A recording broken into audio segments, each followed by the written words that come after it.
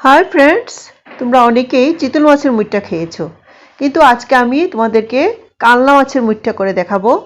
আর সেটা চিতল মাছ থেকে খেতে আরো অনেক বেশি টেস্টি হয়। তার জন্য আমি কালনা মাছ নিয়ে নিলাম, একটু বড় সাইজের নিয়েছি, একটা বড় আর একটা ছোট ছিল, দুটোই নিলাম।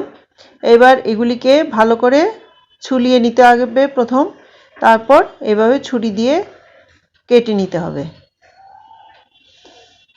কেটে পার্ট করে তারপর সেটাকে আমি চামচ দিয়ে এভাবে কুড়িয়ে কুড়িয়ে নেব। মুইঠা বানাবো তো, তার জন্য কুড়িয়ে নিতে হবে, তাই কুড়িয়ে নিচ্ছি। এভাবে একটা পার্ট প্রথমে কুড়িয়ে কুড়িয়ে নেব। কুড়িয়ে নিলে একটা কাটাও আসবে না, যে মাংসটা, মাছের যে মাংসটা আছে সেটা চলে আসবে, কিন্তু কাটা আসবে না একটাও। আর কালনা মাছ তো তোমার এত বেশি কাটা হয়, খাওয়া যায় না এমনিতে, তো আমি কুড়িয়ে নিলাম। তারপর একটা সাইড কুড়ানো হয়ে গেছে, এবার দ্বিতীয় সাইডের যে কাটাটা আছে, আসল কাটা, মেন কাটাটা যেটা, সেটা এভাবে তুলে ফেলে দেব। তুলতে একটু কষ্টই হয়, তবু খেতে খুব টেস্টি হয়। চিতল মাছের মুইঠা থেকে কালনা মাছের মুইঠা আরো বেশি স্বাদ হয়। এই পাশটা এবার এইভাবে কুড়িয়ে নেব।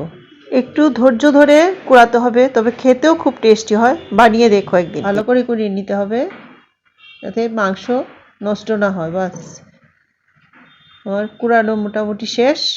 এই দেখো কতগুলি মাংস বের হয়েছে। এবার তাতে আমি হলুদ দেব, কর্নফ্লাওয়ার দেব 3 চামচ কর্নফ্লাওয়ার দিলাম। এবার রিফাইন অয়েল দিলাম 2 চামচ। এরপর শুকনো লঙ্কার গুঁড়ো একটু দেব, দিয়ে লবণ দেব স্বাদ অনুযায়ী, দিয়ে সবগুলি ভালো করে মেখে নেব। চামচ দিয়ে মাখা হবে না সেটা, তাই আমার হাতই লাগাতে হবে। চামচ আঠা আঠা তো, মাছটা তো ভীষণ আঠালো, তাই আমার হাত দিয়ে মাখতে হবে। এবার অন্য আরেকটা বাটিতে আমি একটু রিফাইন অয়েল দিয়ে চারিদিকে লাগিয়ে নেব। লাগানোর পর ওই মাছটা যে মেখে রেখেছি, হাত দিয়ে মেখেছি, সেটাকে আমি এবার এটা দিয়ে দেবো এই বাটির মধ্যে।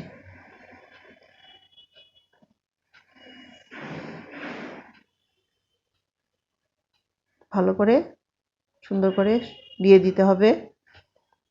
দিয়ে কড়াইতে আমি জল বসিয়ে দিয়েছিলাম, তারপর একটা স্ট্যান্ড দিয়ে এবার বাটিটা বসিয়ে দিলাম। এবার বাটিটা ঢেকে দেব, বাটির ঢাকনা দিয়ে তারপর আরেকটা ঢাকনা দেব, যাতে ভাপটা বেরিয়ে যেতে না পারে। এই ফাঁপে ফাঁপে এটা সিদ্ধ হয়ে যাবে। অন্যদিকে মিক্সারে আমি কাঁচা লঙ্কা নিলাম, নারকেল নিলাম, শুকনো নারকেল নিয়েছি, এবার আলমন্ড বাদাম নিয়েছি 5-6টা, তারপর পেঁয়াজ কুচি নিলাম কিছুটা,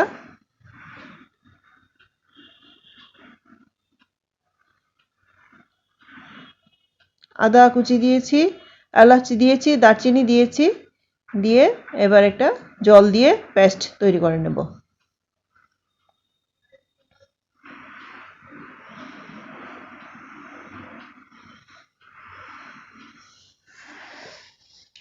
এটা খেতে খুবই সুস্বাদু হয়। এবার ঢাকনাটা তুলে দেখে নেব সিদ্ধ হয়েছে কিনা মাছটা। এই যে আমি ঢাকনা তুলে দেখছি, সিদ্ধ হয়ে গেছে, শক্ত হয়ে গেছে সিদ্ধ হয়ে। ব্যাস, এবার নামিয়ে নেব। এবার এটাকে নামিয়ে নিয়ে ঠান্ডা করে নিয়েছি। এবার সাইডটা এভাবে ছুরি দিয়ে কেটে দিতে হবে, আর পিস পিস করে নেব। বাটির মধ্যেই আমি পিস পিস করে নিয়েছি ছোট ছোট করে। এবার একটা চামচের সাহায্যে সবগুলি তুলে নিয়েছি। এইভাবে একটা চাপ দিলেই উঠে যাবে। প্রতিটা এইভাবে তুলে নিলাম পিস পিস করে।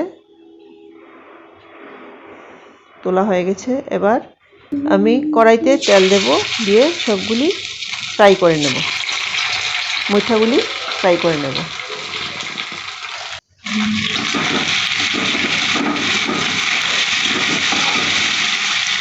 আমার ভিডিওগুলি দেখে তোমাদের ভালো লাগলে আমার চ্যানেলটা সাবস্ক্রাইব করে দিও প্লিজ।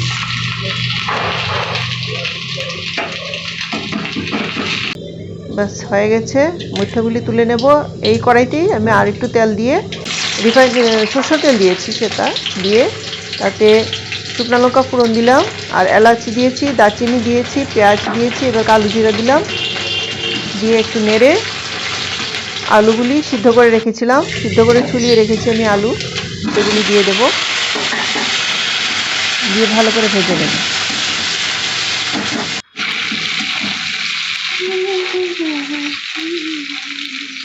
লবণ দেব স্বাদ অনুযায়ী, হলুদ